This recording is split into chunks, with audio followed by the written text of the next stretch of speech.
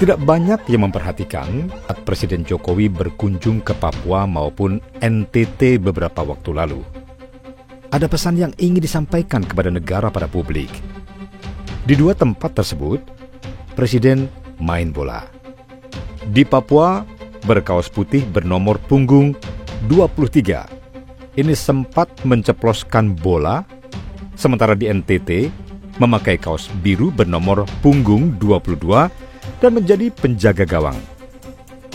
Seakan-akan ingin memberitahukan pada rakyatnya kalau dulu dia mendukung capres nomor urut 2 dan 3, kemudian seiring berjalannya waktu dan perkembangan, Jokowi mesti membackup capres-cawapres nomor urut 2. Cocok, Pak Anies dengan Pak Muhaimin cocok, Pak Ganjar dengan Pak Mahfud cocok, Pak Prabowo juga cocok. Dengan Pak Gibran, Tanyakan ke koalisi.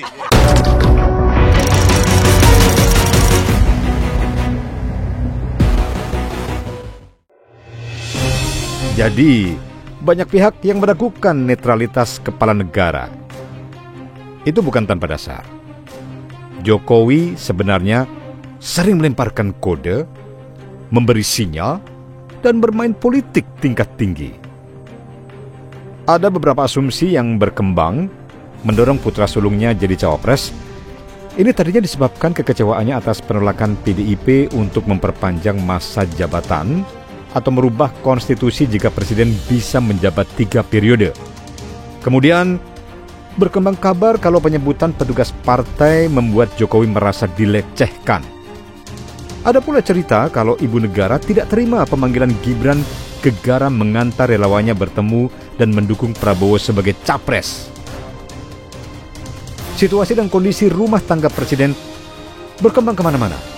Hingga wafatnya ibunda Jokowi, ini juga turut disebut bukti ketidakharmonisan presiden dengan istrinya. Terlihat kepalang basah, sudah banyak pihak yang membuka banyak cerita soal dukungan presiden pada Prabowo, membuat presiden menyebur sekalian. Rentetan peristiwa politik jelang pendaftaran capres-cawapres menguatkan kesan ini. Mulai dari Kaisang jadi ketua umum PSI, aturan usia diubah MK, kemudian diangkatnya Jenderal Agus Subianto sebagai Panglima, serta Jenderal Maruli Simanjuntak sebagai Kasat. Lalu digiringnya berbagai relawan Jokowi mendukung Prabowo. Ini makin menguatkan persepsi publik atas cawe-cawenya Jokowi. Nah, kasus terakhir upaya penghilangan debat cawapres.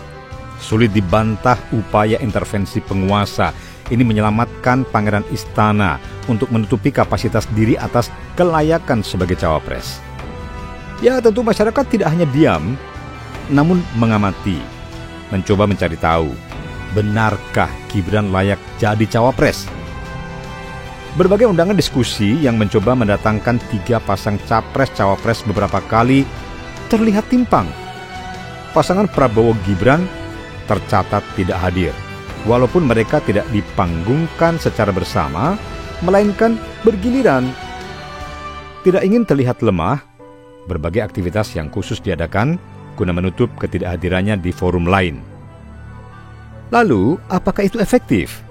Sayangnya, momentum tersebut justru malah makin membuka daftar kelemahan Gibran. Mulai dari salah ucap asam folat ke asam sulfat, minta diskusi dibatasi sampai jam 9 malam karena ngantuk, hingga aksi bagi-bagi susu di CFD yang melibatkan anak-anak. Tanda-tanda semesta menolak Gibran sudah nampak. Mau dipoles bagaimanapun kapasitas yang belum teruji, ini tetap akan terlihat boroknya. Di berbagai kesempatan, Gibran ini cenderung mulai menghindar wartawan, tidak banyak bicara soal beberapa kesalahan dirinya. Lantas, apakah Jokowi hanya mendorong putra sulungnya tampil jadi politisi tingkat nasional? Tidak. Kaisang Pangarep, yang belum lama belajar bisnis, lalu memegang klub olahraga Persis Solo, ini terkesan dipaksa mampu jadi ketua umum sebuah partai. Hal apa yang bisa membatasi pikiran orang? 2 hari masuk partai sudah bisa langsung jadi ketua umum. Tampilnya 2 putra presiden di arena politik Ini jelas-jelas bukan keberhasilan mereka, bukan kesuksesan mereka, bukan kepiawaian mereka, namun jadi bukti betapa campur tangan bapaknya sangat kentara. Ditambah, akhir-akhir ini marak berdiri baliho PSI dengan ukuran lumayan besar, bertuliskan PSI Partai Jokowi. Apakah pendiri PSI, orang-orang lama PSI, kader-kader militan PSI rela menyerahkan kursi ketua umum pada anak muda yang lebih sering cengengesan dibanding fokus pada bidang pekerjaannya? Dia juga harus menghadapi ujian berat. Usai salah satu kader mereka, Ade Armando, silap lidah. Sebagai mantan dosen dan bermaksud membela tudingan politik dinasti, alih-alih menyodorkan fakta penolak tudingan, pernyataan tentang Jogja bukti politik dinasti malah blunder, menimbulkan polemik, dan PSI jadi bulan-bulanan netizen. Jadi Gibran dan Kaisang bukan hanya anak-anak Jokowi, tapi keduanya juga jadi proksi-proksi Jokowi mengamankan kekuasaannya. Nggak ada lagi pesan Jokowi pada rakyatnya untuk memilih pemimpin pemberani, pemimpin yang memiliki endurance kuat, pemimpin yang bisa menjadikan negara ini tambah maju. Disadari atau tidak, kalimat-kalimat itu tak ada di pikirannya. Kepala negara yang berharap jalan mulus pada kedua putranya, kini justru malah jadi beban bapaknya. Presiden yang tahu pemilih muda bakal dominan pada Pilpres, ya harapannya bisa ditarik oleh gerbong Gibran dan Kaisang, tapi malah jadi contoh buruk anak muda yang belum saatnya muncul, dipaksa dengan privilege orang tuanya. Prabowo yang telah gagal 3 kali di Pilpres, berpasangan dengan Gibran yang penuh problematik, didukung oleh salah satu partainya dari Kaisang. Nah, ini makin menjepit rasa optimis. Debat Pilpres yang segera digelar, ini harusnya jadi panggung pertunjukan kemampuan, tapi kini berubah jadi panggung yang penuh kekhawatiran, keraguan, bahkan mungkin pesimisme. Ini mengarah pada blunder-blunder berikutnya. Masa kampanye yang masih 2 bulan bakal jadi masa yang menegangkan. Proses yang tidak mudah berarti ini. Mau bagaimanapun, tudingan pemimpin karbitan atau anak ingusan oleh Opa Pandanababan jadi benar adanya.